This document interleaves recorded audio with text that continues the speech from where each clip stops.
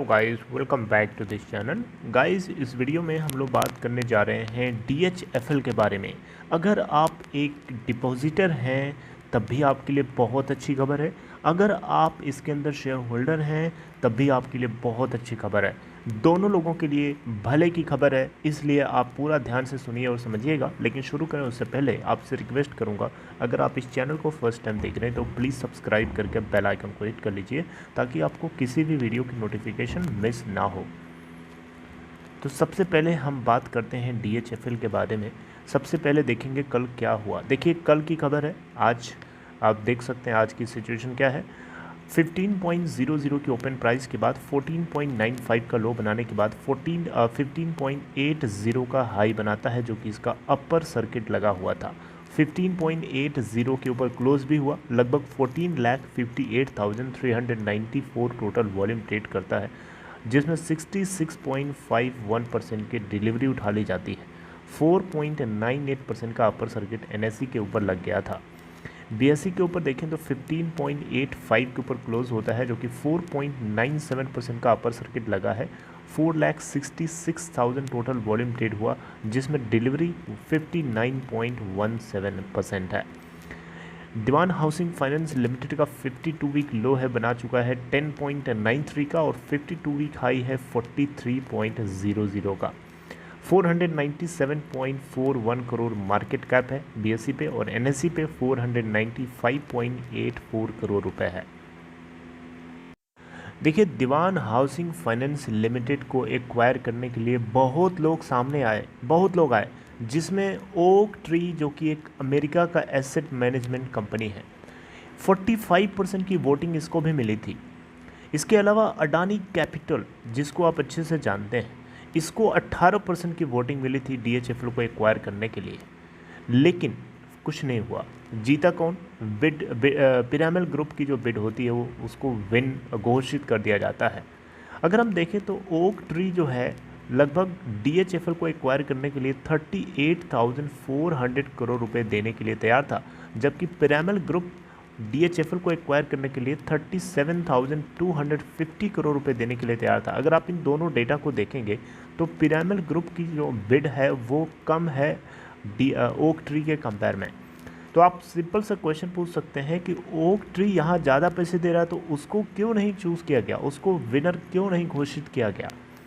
तो इसके पीछे कारण ये बताया गया कि पिरामिल ग्रुप का जो ऑफ़र था वो थोड़ा सा कम जरूर था, क्योंकि अपफ्रंट कैश पेमेंट सबसे ज़्यादा पिरामिल ग्रुप की ही थी।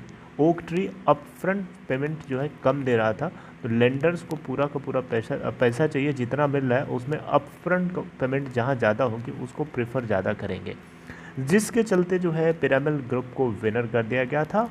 और पिरामिल ग्रुप जो है कंपटीशन कमीशन ऑफ इंडिया और जितनी अथॉरिटीज़ हैं इन सभी से जो है अप्रूवल पा लिया था, और फाइनली इसको national company law tribunal NCLT Mumbai bench से अप्रूवल मिलना था, लेकिन पासा पूरा पलट गया, गेम पूरी पलट गई, 360 डिग्री पूरा खेल हो गया। आइए जानते हैं।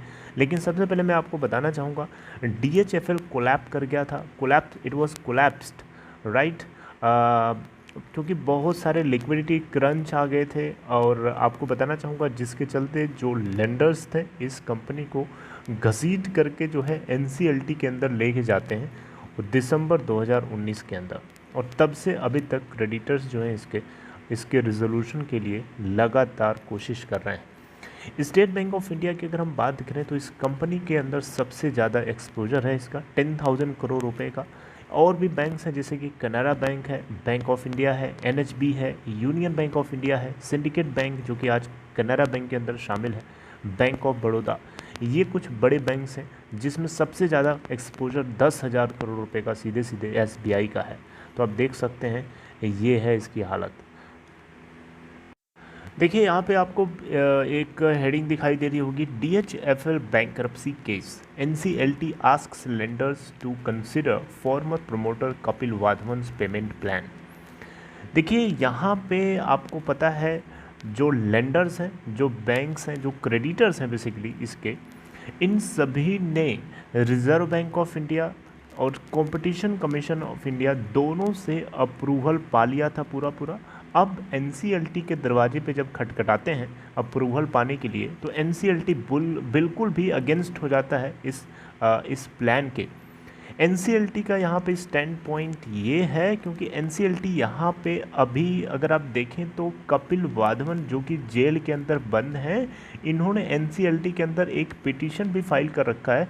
तो एनसीएलटी इनके पिटीशन के ऊपर भी ध्यान देते हुए एक रास्ता निकाला है और उस रास्ते के जरिए एक प्लान तैयार किया है। उस प्लान के जरिए ये बैंक्स को यानी लेंडर्स को सजेस्ट करना चाहता है एनसीएलटी कि लेंडर्स दीवान हाउसिंग फाइनेंस लिमिटेड के जो प्रोमोटर हैं कपिल वाधवन जिनका नाम है, उनके फॉर्मर प्रोमोटर, उनके प्लान को क्यों नहीं ये अडॉप्ट कर लेते, राइट।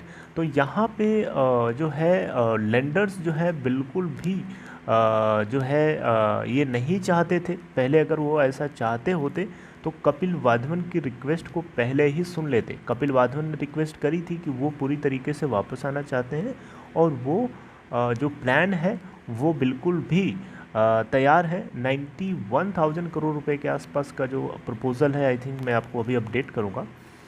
तो यहाँ पे एनसीएलटी मुंबई बेंच जो है डीएचएफएल के कपिल वाधवन के पिटीशन को स्टैंड पॉइंट लेते हुए लेंडर्स को सजेस्ट किया है, यानी कमेटी ऑफ क्रेडिटर्स को, लेंडर्स की एक कमेटी ऑफ क्रेडिटर्स होती है, कमेटी ऑफ लेंडर्स को, कि ये 10 दिनों के भीतर जो है कपिल वाधवन के प्रपोज़ल के ऊपर डिस्कस करके अपनी राय या अपना जो भी ओपिनियन है वो शेयर करें जल्दी से जल्दी।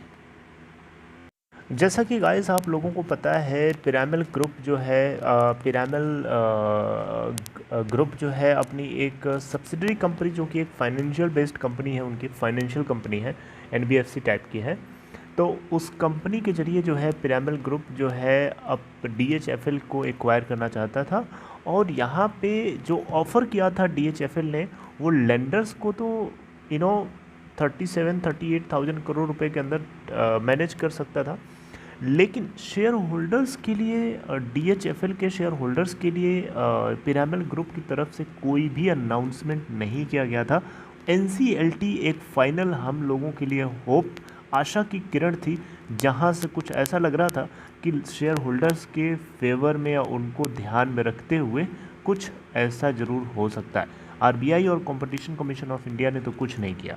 तो फाइनली एनसीएलटी की तरफ से ये सजेशन आया है, जो कि मेरे हिसाब से लेंडर्स के लिए और जो शेयर होल्डर्स हैं दोनों के पर्पज़ से अगर हम देखें तो ये बहुत अच्छी खबर है। लगभग अगर हम देखें तो लेंडर्स को जो है 91,000 करोड़ रुपए जो है लेंडर्स का इस कंपनी के अंदर फंसा हुआ है ओवरऑल अगर हम देखें तो, राइट। तो डीएचएफएल के जो प्रमोटर हैं प्रमोटर इनका नाम है कपिल वाधवन, ये प्रिंसिपल अमाउंट लगभग 91,000 करोड़ रुपए जो है देने के लिए तैयार थे। यानी 91,000 करोड़ रुपए के प्लान को पूरी तरीके से ये मतलब ओके करना चाहते थे, लेकिन इसके बावजूद भी जो लेंडर्स हैं, कमेटी ऑफ क्रेडिटर्स हैं, इनकी बात के ऊपर भरोसा नहीं कर रहे हैं, ठीक है। तो इसके चलते यहाँ पे CNBC TV 18 की तरफ से रिपोर्टिंग करी गई कि जो लेंडर्स हैं वो हो सकता है इस ऑर्डर के अगेंस्ट में कुछ अपील करें। 10 दिन का हालांकि टाइम दिया गया है, अपील कर सकते हैं कि वाधवन की जो एलिजिबिलिटी है, जो इनएलिजिबिलिटी है, यानी वाधवन जो है, कपिल वाधवन जो है वो इसके कैपेबल नहीं है, इस बात को लेकर के ये अपील करेंगे। हालांकि देखना बनता बड़ा इंटरेस्टिंग होगा कि एनसीएलटी किस तरीके से इनके इस अपील को जो है रिएक्ट करता है। देखिए, अगर ऐसा होता है कि कपिल वाधवन को वाकई में ये जो है प्लान जो है एनसीएलटी की तरफ से जो स्टैंड पॉइंट रखा गया है अगर सक्सेसफुल होता है, यानी कपिल वाधवन को फिर से मौका मिलता है, तो कपिल वाधवन अगर ये चीज़ धीरे धीरे करके पे करते हैं और इस कंपनी को ऑपरेशनल बनाए रखते हैं, तो मुझे लगता है कि कंपनी के अंदर जितने भी छोटे छोटे डिपॉजिटर्स हैं उनका भी भला होगा और शेयर होल्डर्स का भी भला होगा, और जितने भी इस कंपनी के लेंडर्स हैं, बैंक्स हैं, कमेटी ऑफ क्रेडिटर्स जो इसके अगेंस्ट में खड़े होने की आज बात कर रहे हैं, उनको जब 50,000 करोड़ रुपए ज़्यादा मिलेगा तब उनका मन जो है दूसरे तरीके का हो जाएगा। अभी उनको इस बात का डर है कि शायद कुछ ना मिले, इसीलिए अगेंस्ट की बात हो रही है। तो आप बिल्कुल सही बात है, 37,000 38,000 करोड़ रुपए पिरामिड ग्रुप दे रहा है और आपको 50,000 करोड़ रुपए ज़्यादा मिल रहा है, लगभग 91,000 करोड़ रुपए सीधे सीधे मिल रहा है। और कहाँ आपको 38,000 में मामले को सेटल करना पड़ रहा था। तो बहुत डिफरेंस है, जिसके चलते जो है एनसीएलटी की तरफ से सजेशन जो है बैंक्स को, लेंडर्स को दिया गया है। अब देखते हैं कि बैंक्स और लेंडर्स यहाँ पे 10 दिन के भीतर किस तरीके के रिस्पॉन्स फाइल करते हैं एनसीएलटी मुंबई बेंच में। जैसा भी होगा आपको बताऊंगा। अगले जो मीटिंग की डेट है वो 31 मई 2021 है, याद रखिएगा। वैसे मैं आपको अपडेट करता रहूँगा। 31 मई 2021, याद रखिएगा इस डेट को। So this is all in this video guys, I hope you like this information. मुझे उम्मीद है कि आप सब लोगों का दिल बहुत खुश हो गया होगा इस न्यूज़ को देख करके, खासकर वो लोग जो लोग इसके अंदर डिपॉजिटर्स हैं, जो छोटे छोटे डिपॉजिटर्स हैं, जिनके 1 लाख 2 लाख 3 लाख रुपए फंसे हुए हैं, 4 लाख फंसे हुए हैं। वो काफ़ी क्वेश्चन पूछ रहे थे इसको लेकर के। मुझे लग रहा है कि अब आप सुन करके, समझ करके खुश हो रहे होंगे, और भगवान करे कि आगे जा कर के कपिल वाधवन की इस प्रपोजल को एक्सेप्ट कर लिया जाए और कपिल वाधवन धीरे धीरे इस कंपनी से ही कमा करके लेंडर्स को चुका दें। हम यही उम्मीद करते हैं। Take care guys, see you next time. But before ending this video, I would like to request you, if you are interested to open Demat account, then there is a link in description box of this video. You can click on that link to open your account in Upstock. See you guys next time. Take care.